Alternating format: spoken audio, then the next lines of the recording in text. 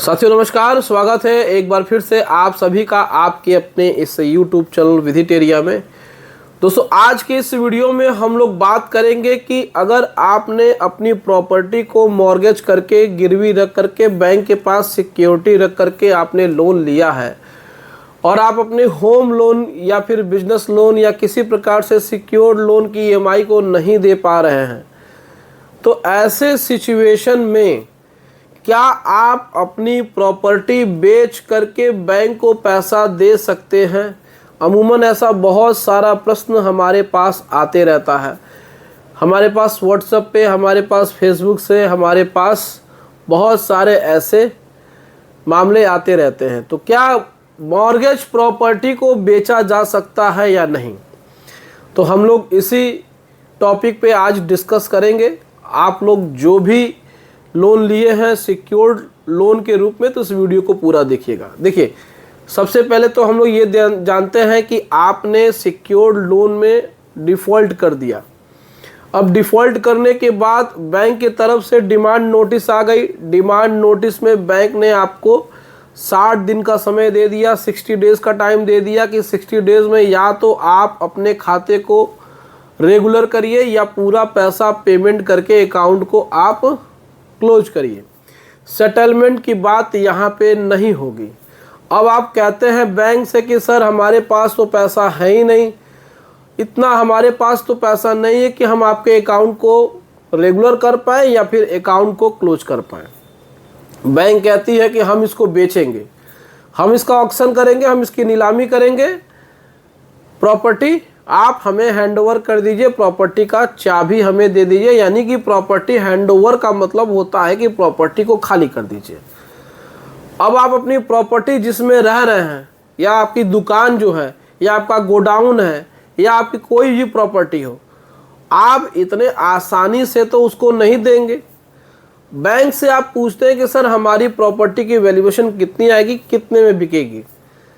अब मान के चलिए कि लोन आपका कम है, प्रॉपर्टी की वैल्यू ज़्यादा है, तो बैंक वाले बहुत ही चालाकी से कहते हैं कि अरे आपकी प्रॉपर्टी तो इतने में ही बिकेगी। मान के चलिए प्रॉपर्टी अगर 50 लाख की है, तो वो कहते हैं कि अरे 50 लाख की प्रॉपर्टी है, ये 10-15 लाख में बिक जाएगी।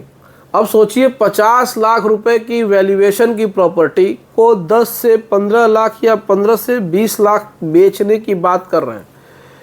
अब ये जो रेशियो है, अब ये जो एवरेज है, अब डिफरेंस कितना आ रहा है कि अगर 50 लाख की प्रॉपर्टी को 20 लाख में बेच रहे हैं तो 30 लाख का घाटा सीधे सीधे बोरोवर को हो रहा है। अब बोरोवर के मन में ये सवाल हो जाता है कि भाई बैंक बेचेगा तो 20 लाख में ही बेचेगा, क्यों ना अब हम इसको बेच दें। तो यहाँ पे प्रश्न उठता है कि क्या हम अपने मॉर्गेज प्रॉपर्टी को बेच सकते हैं? तो देखिए, मॉर्गेज प्रॉपर्टी को आप बैंक के जानकारी के बिना नहीं बेच सकते हैं। उनसे आपको बात करनी होगी, उनसे NOC लेनी होगी।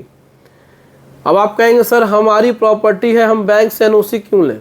देखिए, आपने एग्रीमेंट किया है, आपने रजिस्टर्ड मॉर्गेज एग्रीमेंट किया है, बैंक आपके प्रॉपर्टी पे मॉर्गेज एग्रीमेंट किया हुआ है, यानी कि बैंक ने संपत्ति को गिरवी रख करके लोन दिया हुआ है। तो बैंक ही अब उस प्रॉपर्टी का एक तरीके से खरीदने बेचने के लिए उनसे सहमति लेनी जरूरी होगी, क्योंकि जब तक लोन नहीं चुका देते हैं पूरा का पूरा आप, तब तक प्रॉपर्टी आपको रिलीज नहीं होगी और आप किसी को बेच नहीं सकते हैं। लोग इसी कंफ्यूजन में हो जाते हैं कि हम प्रॉपर्टी को बेच देंगे। तो जब तक बैंक नहीं चाहेगा तब तक आप उस प्रॉपर्टी को किसी को बेच नहीं पाएंगे, क्योंकि ये रजिस्टर्ड जब हो जाता है मॉर्गेज, तो ये आपके जहाँ भी आपका रजिस्ट्रार ऑफिस है, जहाँ पे भी ज़मीनों का खरीद फरोख्त होता है, जहाँ पे क्रय विक्रय होता है, वहाँ के रजिस्टर्ड में ये मेंटेन हो जाता है। अब यहाँ पे आपको परेशानी हो जाएगी अगर आपने बैंक के बिना जानकारी से किसी को भी बेचा, सेल एग्रीमेंट भी किया, या किसी के साथ इसमें कोई भी एग्रीमेंट कर लिया, तो वो एग्रीमेंट प्रभावी नहीं होगा, वो खारिज हो जाएगा, वो कैंसिल हो जाएगा।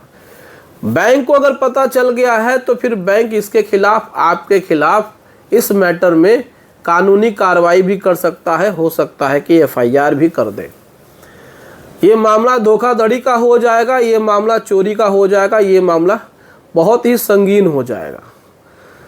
तो आप लोगों का जो प्रश्न होता है कि क्या हम प्रॉपर्टी को बेच सकते हैं, तो जब तक बैंक आपको लिखित में कोई आश्वासन नहीं देता है, जब तक बैंक आपको रिटर्न में कुछ नहीं देता है, आप अपनी प्रॉपर्टी को नहीं बेच सकते हैं जो गिरवी रखी संपत्ति है।